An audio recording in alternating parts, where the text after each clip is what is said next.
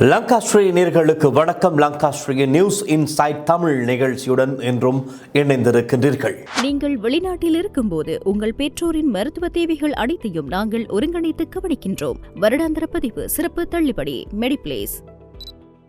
ஊடகத்துறையில் சாதிக்க வேண்டுமா? லங்காஸ்ரீயில் இணையுங்கள். Video editor, content creator, news editor பணிக்கு இப்போதை விண்ணப்பியுங்கள். பல்லேகம ஏமரத்ன தேரர், அட்டமஸ்தான தலைமை தேரர், இவருடைய லீலை தற்பொழுது வெளியே கசிந்திருக்கின்றது. ஒரு 15 வயது சிறுமியை பாலியல் துஷ்பிரயோகம் செய்திருக்கின்றார் இந்த தேரர். இந்திய பிரதமர் நரேந்திர மோடி இலங்கைக்கு விஜயம் செய்த போது இந்த தேரரிடம் சென்று வணங்கி ஆசிர்வாதமும் பெற்றிருக்கின்றார். அவர், நான் உதாரணமாக சொன்னேன், இன்னும் பல பேர் எங்களுடைய நாட்டில் கூட இதற்கு முன்பதாக எத்தனையோ அரசியல் தலைவர்கள் இப்போது இருக்கின்ற ஆட்சியிலிருந்து இதற்கு முந்தைய ஆட்சியில் பல ஆட்சிகளிலும் அனுராதபுரத்திற்கு சென்று இவரை பார்த்து இவரிடம் ஆசை வாங்கிவிட்டு தான் அடுத்த கட்ட வேலைகளுக்கே செல்வார்கள். அப்படி ஒரு உயரிய இடத்தில் இருக்கக்கூடிய இந்த தேரர் பெயர் தான் பல்லேகம ஏமரத்ன தேரர்.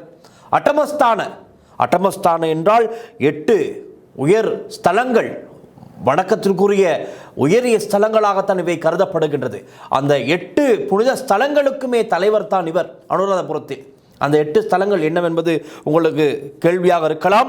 அந்த 8 உயர்ந்த புனித ஸ்தலங்களாக ஜெயஸ்ரீ மகாபோதி, ருவான்வெளி சேய, தூபாராமய, லோமாபாய, அபேகிரி தகப்பே, சேத்தவனாராம, மிரிசவெட்டிய, லங்காரமம், இந்த 8 புனித ஸ்தலங்களுக்கும், அதாவது இலங்கைக்கு புத்த பெருமான் அவர் வருகை தந்த போது அந்த பௌத்தம் ஆரம்பிக்கின்ற இடங்களாக இந்த 8 ஸ்தலங்களும் தான் இலங்கையின் ஆரம்ப பௌத்த வரலாற்றுடன் தொடர்புடைய இடங்களாக கருதப்படுகின்றது. இந்த 8 ஸ்தலங்களுக்கும் தலைவராகத்தான் இந்த தேரர் பல வருட காலமாக செயற்பட்டு வருகின்றார். அப்பொழுது பாருங்கள், எப்படியாப்பட்ட ஒரு உயரிய இடமாக இருக்க வேண்டும் அது. அப்படியான ஒரு உயரிய இடத்தில் இருந்து கொண்டு காம ஆசை, இச்சை, ஒரு 65-70 வயது இருக்கும் இவருக்கு. தாத்தா வயசில் இருக்கின்ற இந்த தேரருக்கு ஒரு ஆசை வந்திருக்கின்றது. அந்த ஆசை காம ஆசை, காமம். அந்த காம ஆசையை எப்படி வெளிப்படுத்தி இருக்கின்றார் என்றால், 15 வயது சிறுமியை பாலியல் துஷ்பிரயோகம் செய்திருக்கின்றார். இது 3 வருடங்களுக்கு முன்பதாக இடம்பெற்ற ஒரு சம்பவம். இந்த சம்பவம் வெளியே வராமல் ரகசியமாக இருந்திருக்கின்றது. அது எப்படி என்றால், பாலியல் துஷ்பிரயோகம் செய்துவிட்டு குறித்த அந்த சிறுமிக்கு 2000 ரூபாய் பணமும் டாஃபி சாக்லேட்டும் ஒரு டிஷர்ட்டும் கொடுத்து, இதை யாரிடமும் வெளியே சொல்லாதே அப்படி என்று சொல்லி அனுப்பியிருக்கிறார் அந்த தாத்தா வயதான தேரர் என்று சொல்வதற்கே கூச்சமாக இருக்கின்றது.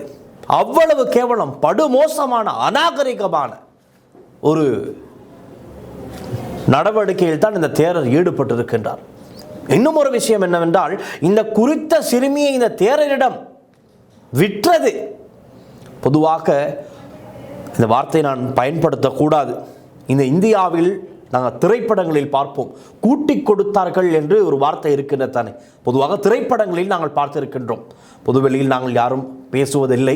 அந்த வார்த்தை ஒரு அநாகரிகமான வார்த்தையாக இருப்பதனால். ஆனால் இந்த சிறுமியினுடைய இந்த சம்பவத்தின் விவகாரத்தில் அதுதான் நடந்திருக்கின்றது.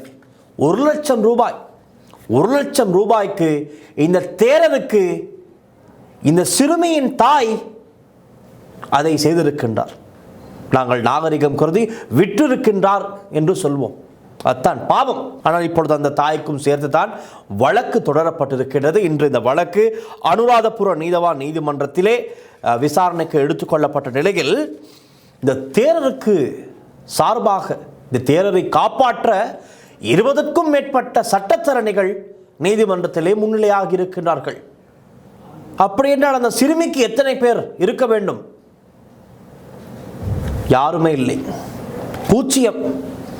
ஒரு சட்டத்தரணி கூட அந்த 15 வயது சிறுமிக்காக முன்னிலையாகவில்லை என்பதுதான் ஒரு கவலைக்குரிய விடயமாக இருக்கின்றது.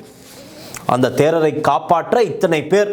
அது மாத்திரமல்ல, கொழும்பிலும் சில சம்பவங்கள் இடம்பெற்றிருக்கிறது. இந்த தேரரோடு சம்பந்தப்பட்ட சம்பவங்கள் விவரமாக பார்க்கலாம். அதற்கு முன்பதாக லங்கா ஸ்ட்ரீமின் நியூஸ் இன்சைட் தமிழ் நிகழ்ச்சிக்கு அனுசரணை வழங்கிக் கொண்டிருக்கின்றார்கள் மெடிப்ளேஸ்.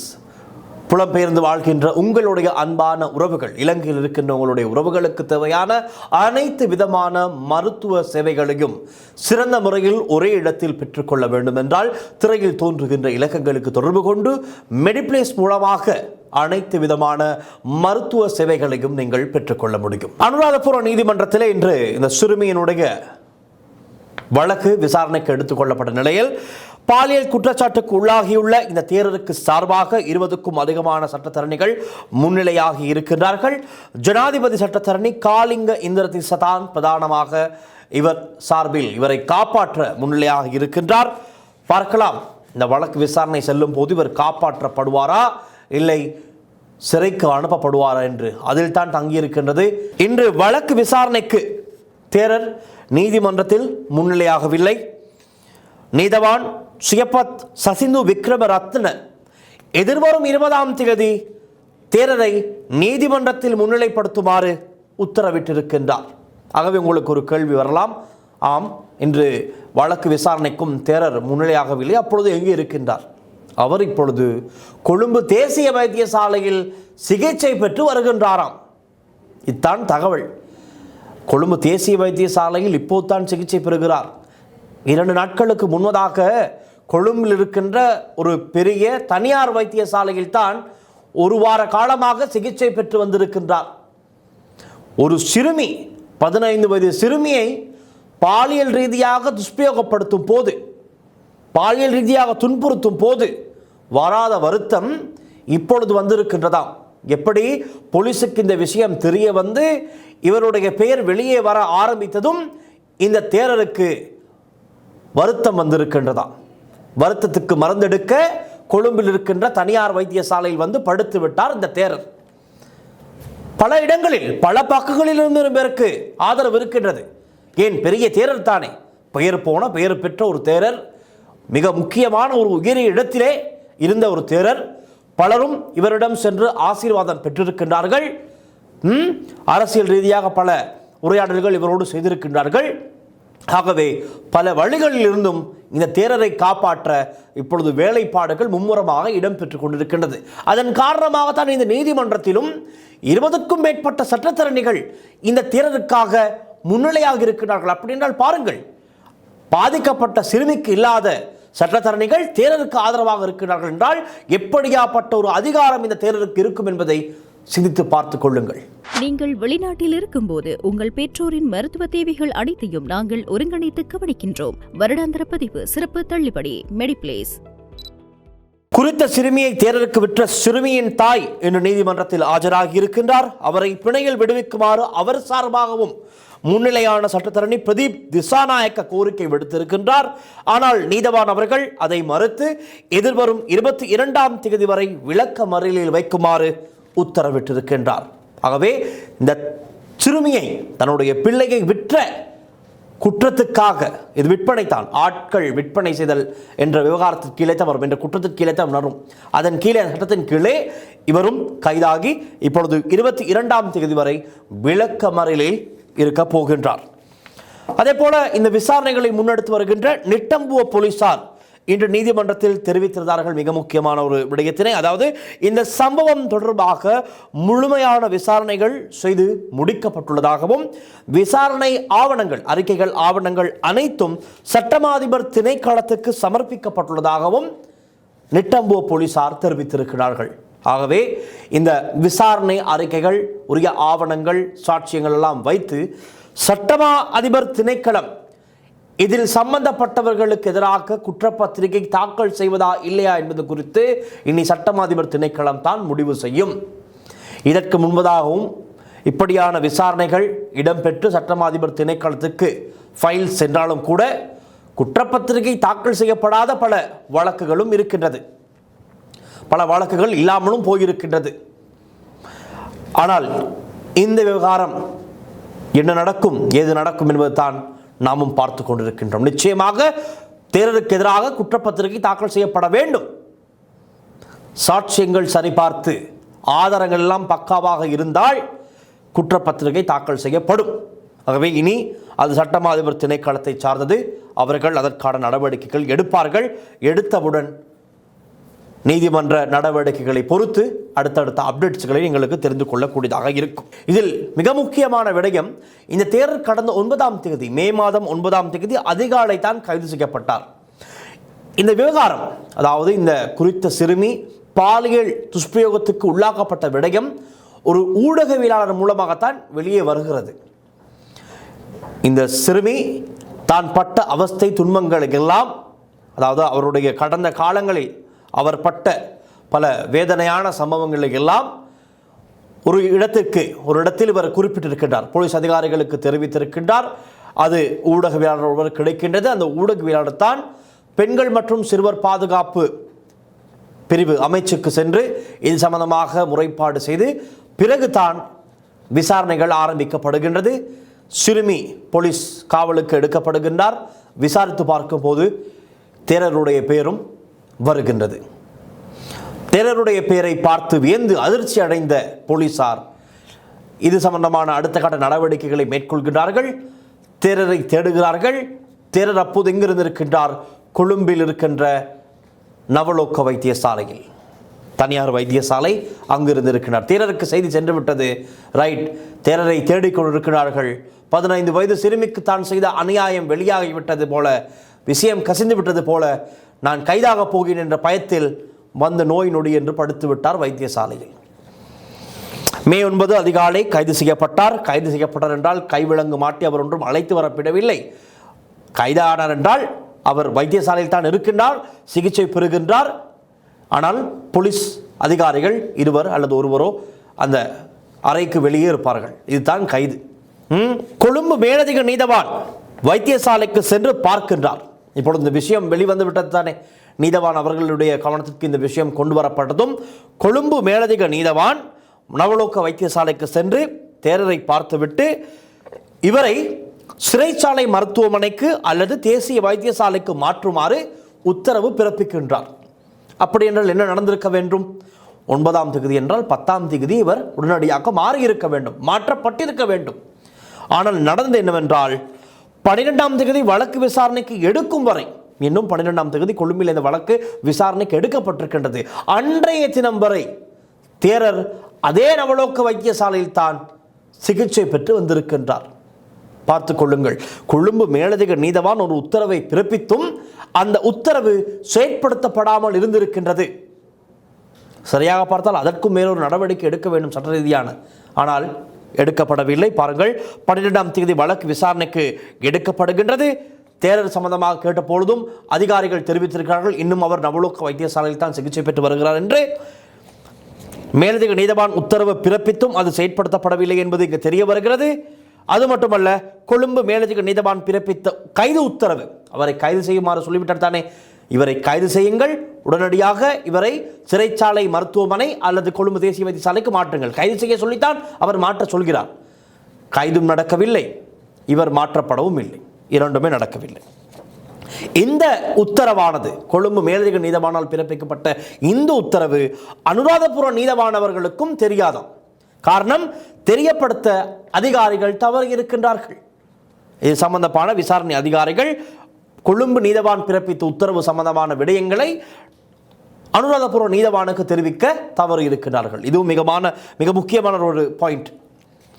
மீண்டும் 13ஆம் தேதி கொழும்பு கோட்டை நீதவான் நவலோக வைத்தியசாலைக்கு சென்று இந்த தேரரை கொழும்பு தேசிய வைத்தியசாலைக்கு மாற்றுமாறு மீண்டும் உத்தரவிடுகின்றார். 2வது தடவை ஒரே தேரரை பார்க்க 2 நீதவான்கள் வைத்தியசாலைக்கு சென்று 2 தடவைகளிலும் உத்தரவு பிறப்பிக்கின்றார்கள். ஆனால் எந்த விதமான நடவடிக்கையும் செயற்படுத்தப்படாமல் இருந்திருக்கின்றது. அதன் பிறகுதான் 2வது தடவையும் நீதவான் வந்துவிட்டார், உத்தரவையும் பிறப்பித்து விட்டார். இனியும் இங்கிருந்தால் பிரச்சனை பெரிதாகிவிடும். ரைட், ஓகே, சிறைச்சாலை மருத்துவமனைக்கு செல்ல முடியாது, என்னை கொழும்பு தேசிய வைத்தியசாலைக்கு மாற்றுங்கள் என்று தேரர் சொல்ல அதிகாரிகளும் இவரை கொழும்பு தேசிய வைத்தியசாலையிலே சிகிச்சைகளுக்காக அனுமதிக்கின்றார்கள். அதான் நடந்திருக்கின்றது. நடந்த ஒன்றே ஒன்று இந்த மாற்றம். அவர் கைது பண்ணப்பட்டார் என்று சொன்னாலும் கூட போலீஸ் அதிகாரிகளுடைய கட்டுப்பாட்டில் தான் இப்பொழுது இருக்கின்றார், அவருடைய பாதுகாப்பில் தான் இருக்கின்றார். என்ன வைத்தியசாலையில் மாறி இருக்கின்றது, பிரைவேட் ஹாஸ்பிட்டலிருந்து கவர்மெண்ட் ஹாஸ்பிட்டலுக்கு மாறி இருக்கிறார், அவ்வளவுதான். அவர் ஓய்வு எடுத்துக்கொண்டு இருக்கின்றார். அது ஒரு விஷயம். ஆனால் அந்த சிறுமிக்கு ஆதரவாக சட்டத்தரணிகளும் இல்லை, தாய் தந்தையும் இல்லை, தாய் தானே வெற்றி இருக்கின்றார், உறவினர்கள் யாரும் இல்லை, யாருமே இல்லை, தனியாக இப்பொழுது சிறுமி இருக்கிறது. அது அப்படி இருக்க இதில் இன்னும் ஒரு சுவாரஸ்யமான விஷயம் என்னவென்றால், நான் அதையும் சொல்லிவிடுகின்றேன். இந்த தேரர் மே 9ஆம் தேதி அதிகாலையில் தானே கைது செய்யப்பட்டார்.